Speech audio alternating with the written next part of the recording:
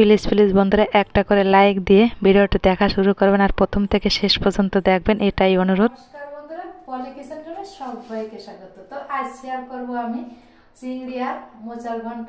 তো চিংড়ি দিয়ে আমি কিভাবে মোচার রেসিপিটা করি তো সেটাই আপনাদের সঙ্গে শেয়ার করব।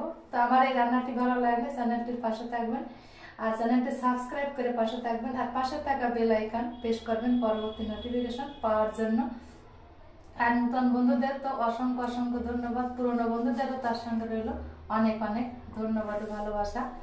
তো দেখতে থাকুন আজকের রেসিপিটা আমি কিভাবে করি। কথা না বাড়িয়ে চলুন দেখে নেওয়া যাক আজকের রেসিপি। তো এই রেসিপিটি করার জন্য মোচা লাগবে, তাই মোচাটা নিয়ে নিলাম। এই দেখুন, তো এখানে একটা পাত্রে জল নিয়ে এর ভিতরে আমি 1 চামচ পরিমাণ হলুদ গুঁড়া দিয়ে দিলাম। এবার মোচাটাকে কেটে নিব।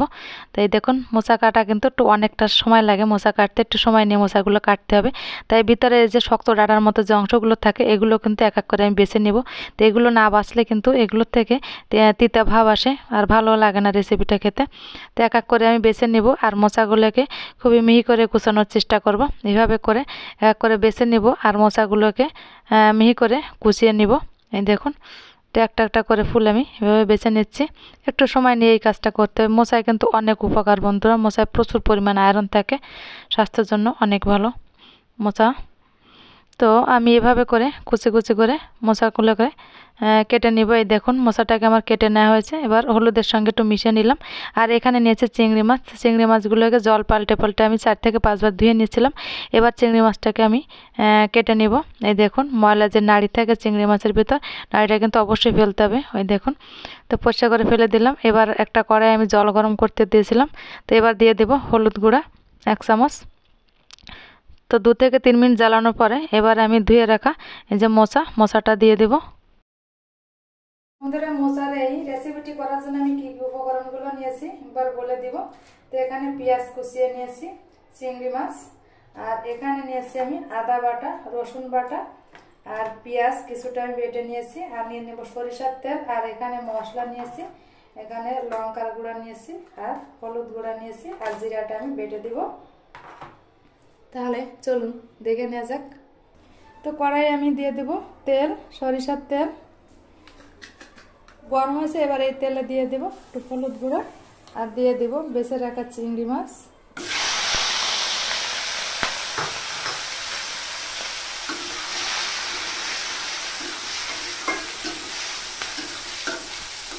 আর দিয়ে দেব পরিমাণ মতো লবণ। এই দেখুন বন্ধুরা, চিংড়ি মাছগুলোকে আমি হালকা ভেজে নিয়েছি।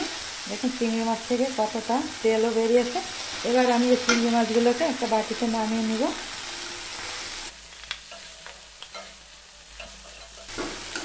এখানে 500 গ্রাম চিংড়ি মাছ ছিল। দেখুন বেছে ভাজার পরে ছোটো এক বাটি হয়েছে। দেখুন, এটাকে নামিয়ে নিলাম। এবার আমি এই কড়াইয়ে দিয়ে দেব সরিষার তেল।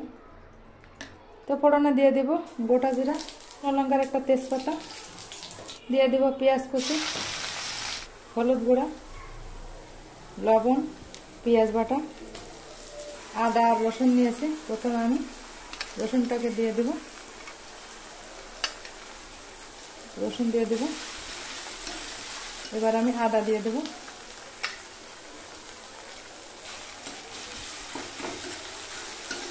সমস্ত মশলাগুলোকে আর একটু ভেজে নেব।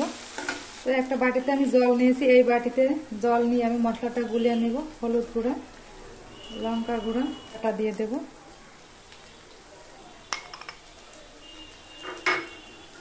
দিয়ে একটু এভাবে গুলিয়ে নেব। এবার আদা পেঁয়াজ রসুনটা একটু ভাজা হয়েছে। এবার আমি এর ভিতরে এই গুলিয়ে রাখা মশলাটা দিয়ে দেব। মশলার বাটি ধোয়া জলটাও দিয়ে দেব।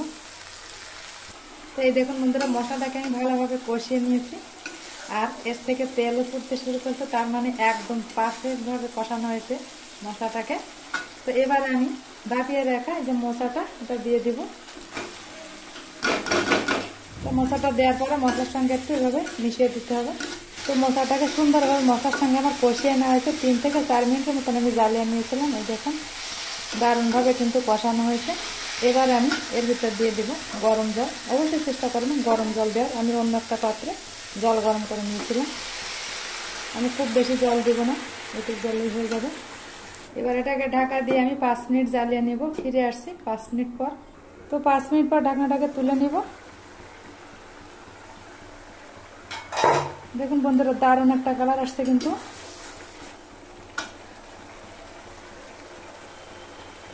তো এবার আমি ভেজে রাখা চিংড়ি মাছগুলোকে দিয়ে দিব।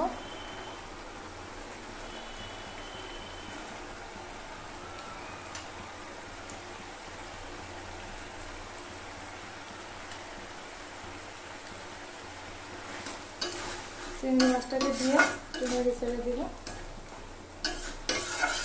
1 চামচ মতন চিনি দিয়ে দিব। তো গরম মশলার গুঁড়োটা দিয়ে দিব।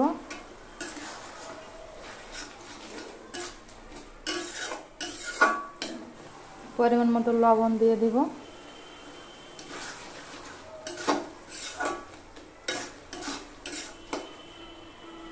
দুটো কাঁচা লঙ্কা এভাবে গোটা অবস্থায় দিয়ে দিব। এবার এটাকে 1-2 মিনিটের মতন ঢেকে রাখবো। এবার ঢাকনাটাকে তুলে নেব, একটু নেড়ে চেড়ে দেব।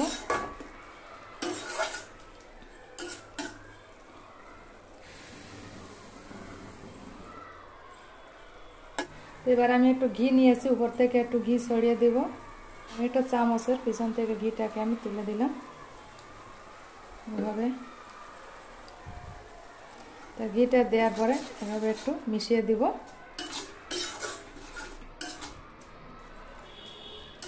আঁচটাকে একটু বাড়িয়ে দিব। ঘি দেওয়ার পরে আমি 5 মিনিট ঢেকে রেখেছিলাম। গ্যাসটা বন্ধ করে আমি 5 মিনিট কিন্তু ঢাকা দিয়েছিলাম। ঢাকনাটাকে তুলে নিব। তো এবার আমি এটাকে নামিয়ে নিব।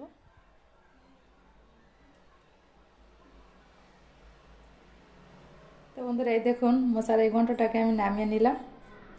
তো প্লিজ বন্ধুরা, ভিডিওটি ভালো লাগলে লাইক কমেন্ট শেয়ার করবেন, আর চ্যানেলটি সাবস্ক্রাইব করে পাশে থাকবেন, আর পাশে থাকা বেল আইকন প্রেস করবেন পরবর্তী নোটিফিকেশন পাওয়ার জন্য।